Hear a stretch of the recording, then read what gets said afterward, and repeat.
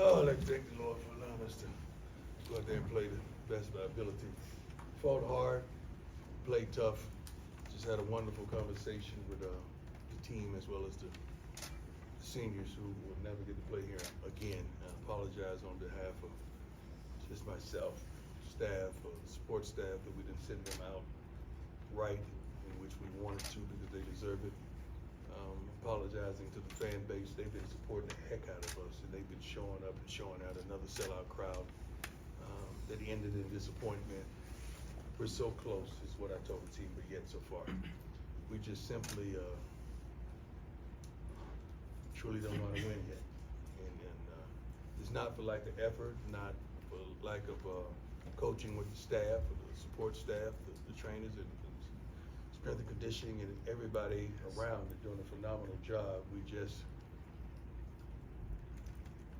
can't get over that hump. Another game, right there. And I don't know from your advantage point, your viewpoint, but it seemed like we were the better team, and we just couldn't get it done. And the best thing about it is that in our first year, we haven't even been here a year, but we're right there. I mean, we're right there in all these darn games, except for one that we got our butt slaughtered in Oregon, that we've had an opportunity to win. Defensively, we surrendered a lot of it. Yards of rushing, 207. Thank God we ran for 77 yards. I don't think we eclipsed that in a minute. Shador was efficient and effective. Receivers, it's a pretty good thing. We had a couple drops out there.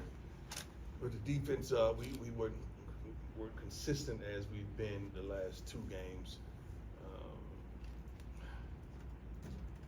Our punter was phenomenal. Marcus is unbelievable. He's a pro. And the amount of finally missed. I love him though. I love him though. I love him to life. And he's been knocking it down for us all year. So he is certainly not to blame because he's one of the reasons we're in the game consistently every week.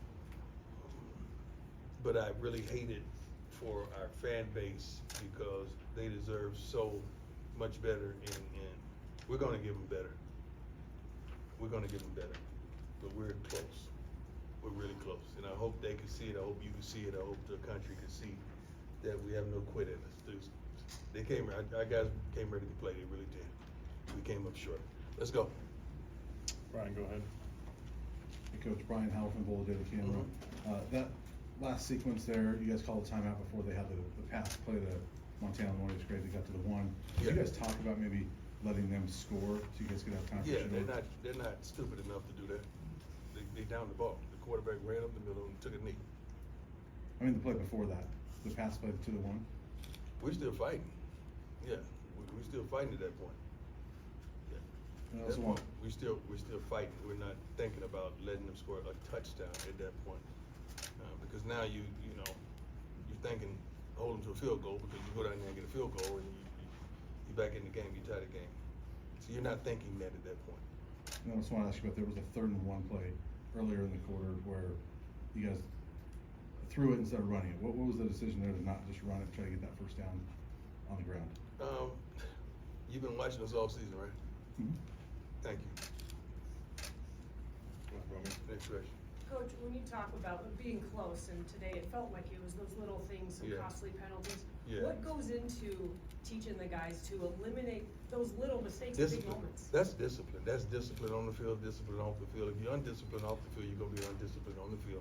Those little moments and those little penalties are costly because at the end of the day, they add up. I mean, they had more yards and penalties than we did, but we had 11 penalties. They had 8 for 87 yards. We had 11 for 83 yards. We won the time of possession by 7 minutes, and so we control the clock, we control the ball. We just came up short. But those costly little penalties, those little knucklehead plays, gonna cost you every time. Hi, Coach Adam Schneider, How you 24/7 doing? Sports. Doing okay.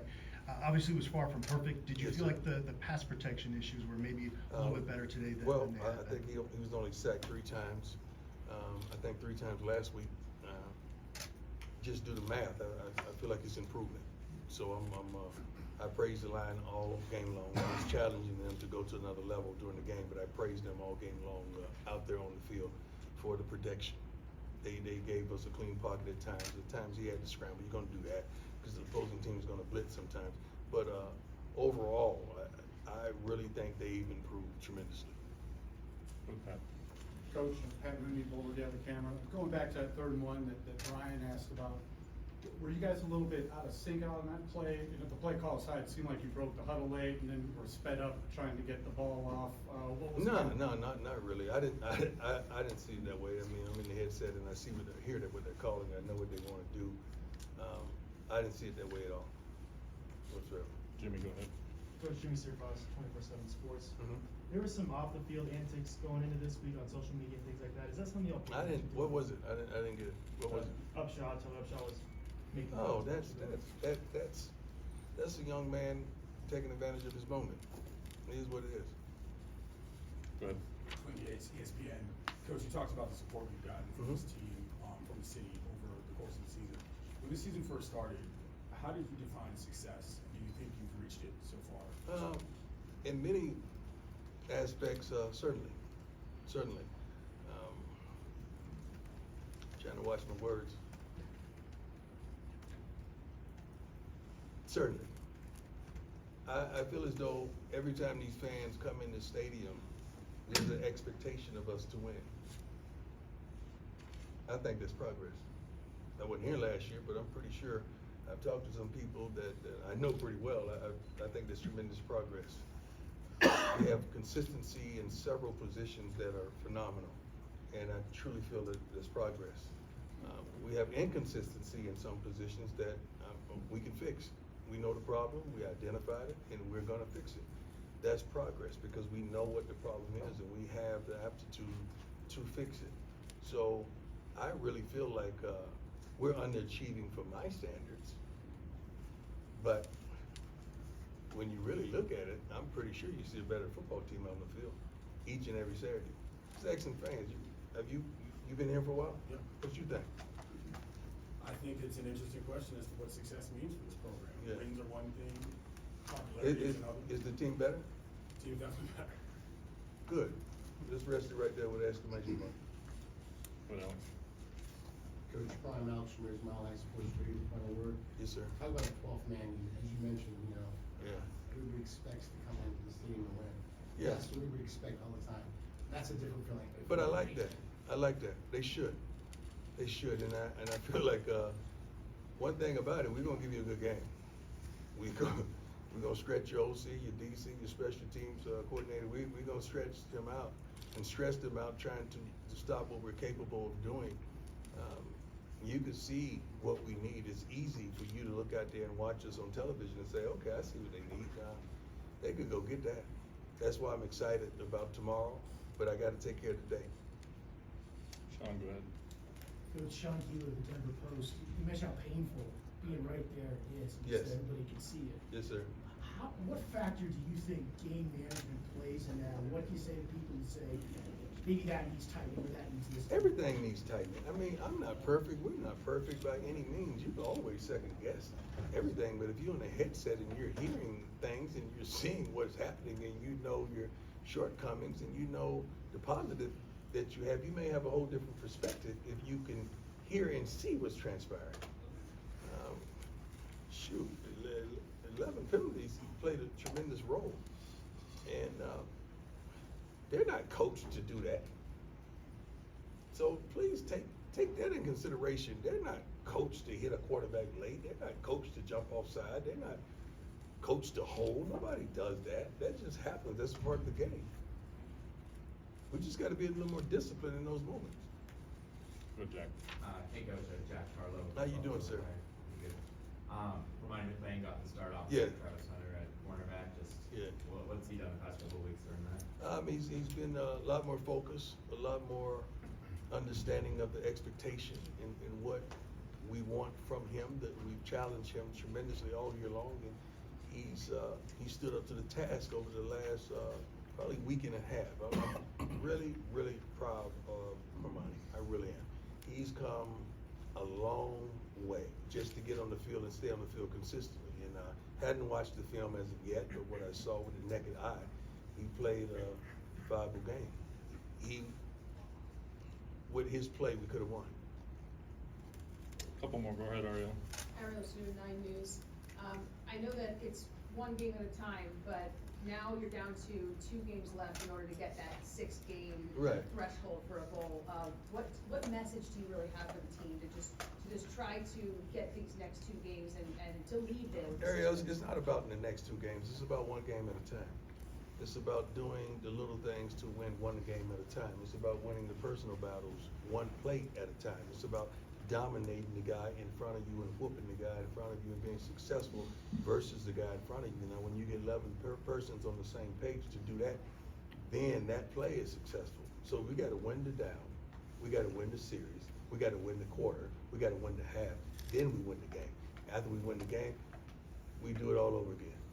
So we're not thinking about bowls or we think about just doing what we need to do to improve. And each week I see improvement in certain areas, and each week I see that we got to improve in certain areas. But we sit up here week in and week out, and it's a situation where we could have won. We could have won the darn game. And I like that. We should have won. I'm tired of we could have won. I'm tired of that part. We should have won. Is that frustrating? Very. It ain't no lose in me.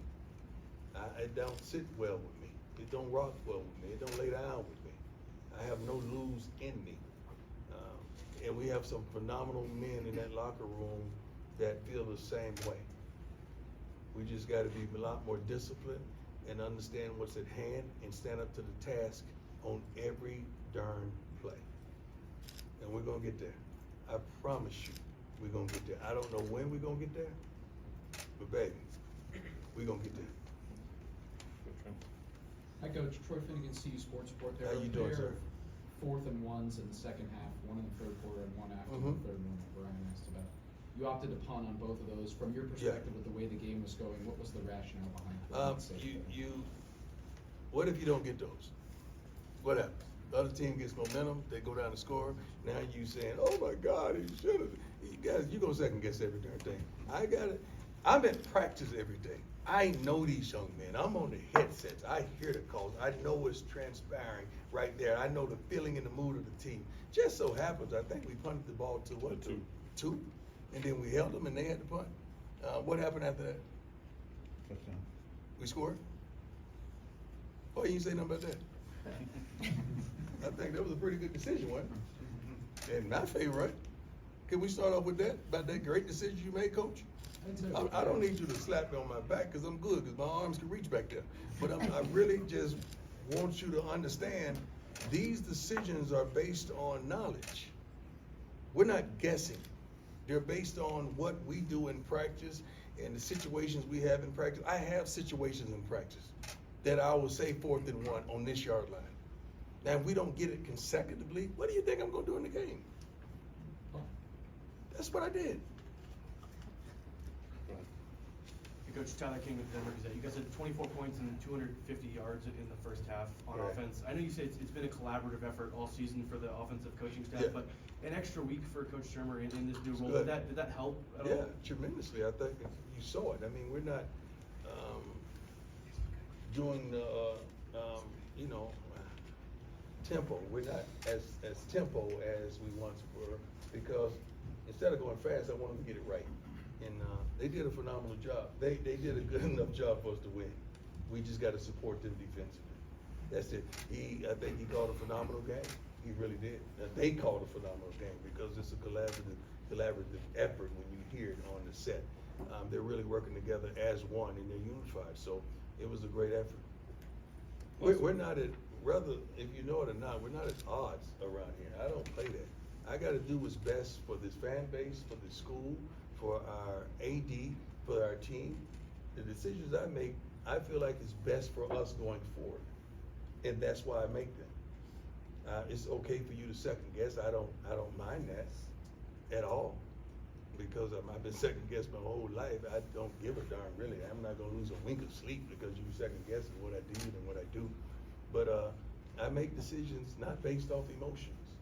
I make decisions based off facts and based off feelings, and based off knowledge and understanding. and tremendous wisdom. That's why I make decisions. Thank you, my man. Last one, go ahead, Brian. Coach, I did want to ask about those 3 times that Bassett pins them inside the 10. Each time the defense gets to stop, and then Right. 2 touchdowns, and then Mata misses the field goal in scoring Right. range.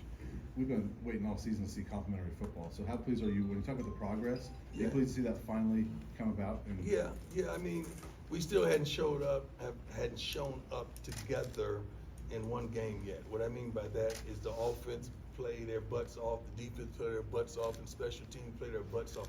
We still hadn't done that as of yet, but it was close. Special teams did its part, and what we scored 31 points. That should be enough to win the football game. That was the challenge that I gave them at the beginning of the week. I said, guys, we need to score at least 31 points, because based on what they surrender and what they score on the road, you come up with all these calculations and you kind of narrow it down and you say, okay, this is what they normally do, and they've been a consistent team. So that was the number, 31, and I feel like we would win if we scored 31 points, and we came up short. All right, thank you, Coach. Thank you. God bless you all. Have a wonderful evening. Thanks, Coach.